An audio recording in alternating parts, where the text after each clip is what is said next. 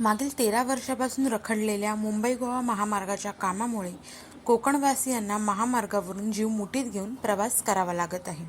महामार्गाच्या अर्धवट आणि निकृष्ट दर्जाच्या कामामुळे आजपर्यंत अंदाजे 3,000 पेक्षा अधिक नागरिकांनी आपला प्राण गमवावा लागला आहे.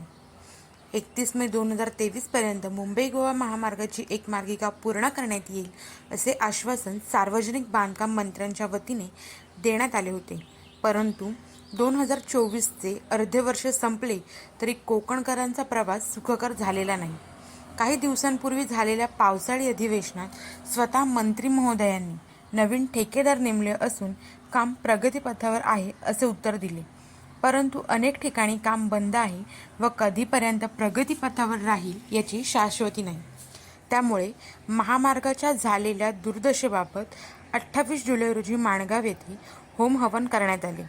यानंतर सुद्धा सरकारने महामार्गाचा पाठपुरावा करून काम प्रगतीपथावर केले नाही तर 15 ऑगस्टपासून आमरण उपोषण देखील करण्यात येईल असा इशारा कोकणवासियांनी दिला आहे.